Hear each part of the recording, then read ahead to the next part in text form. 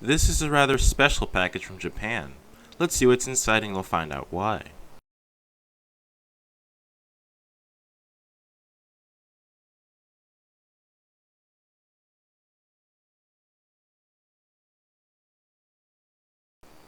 The OG Nintendo 3DS XL, but it's the Japanese LL.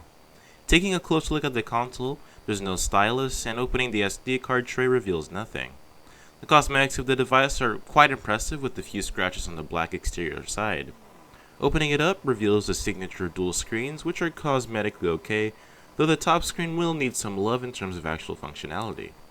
With looks aside, the packing label said that there was no battery, which brought up a red flag, though holding the system and pressing the power button proved otherwise. I was then greeted with the familiar 3DS home screen I hadn't seen in years. The console is in Japanese as expected, but nothing seemed too out of the ordinary. The upper display seemed to be busted, which could be remedied by a replacement, though bending the flexible hinge, reminiscent to a certain smartphone, yields an unpleasant pop, followed by the console shutting off. The console would run fine otherwise, but if I tried fully opening it up, it would bail out. At first I was pretty disappointed that it had this issue, though turns out that this was a somewhat common issue back then. If the display's ribbon cable is moved in the slightest, the console will shut off. When I open the hinge, the cable doesn't necessarily get disconnected, but if it moves, the console takes the L. The solution to this would be preventing the cable from moving, obviously, but for now I decided to replace the busted upper panel and note any anomalies, if any, during teardown.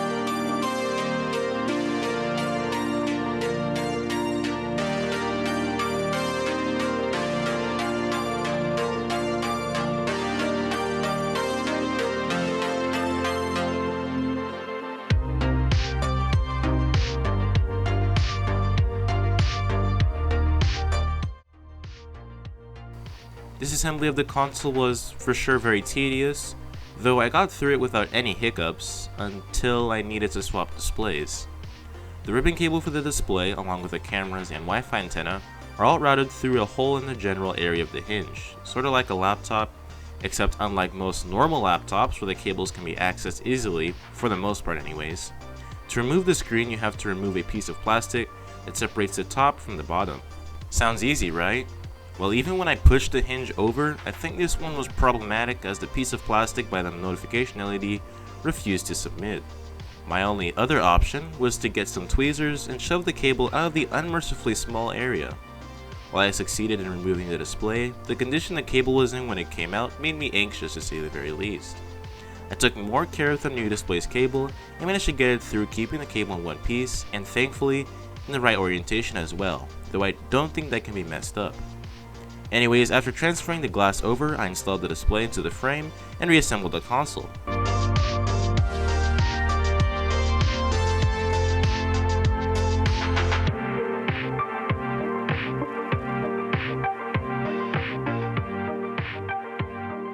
By some miracle, the console powered on with two fully functional displays.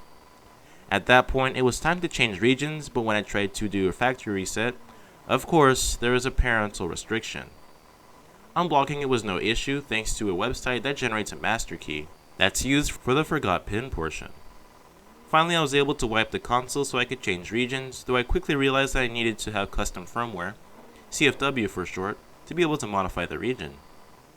I found out that I had a pretty old software version already, but if I upgraded to the newest version, it'd be game over. Luckily, there was a method of modifying this version with Bootstrap 9, I believe, so it was off to the races.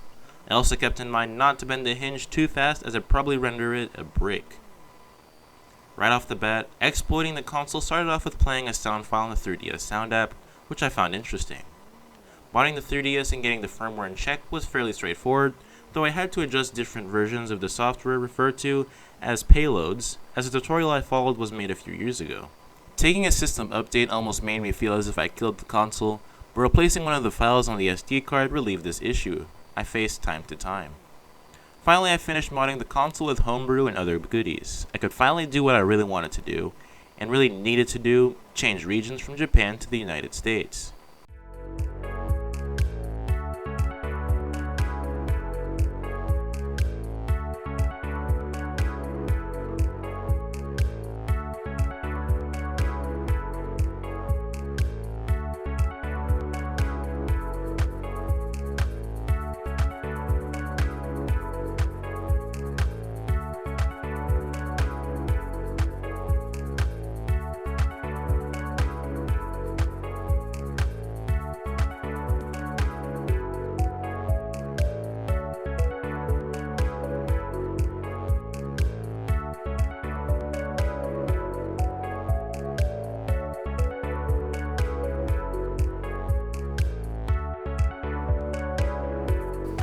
Ladies and gentlemen, boys and girls, the American Nintendo 3DS LL.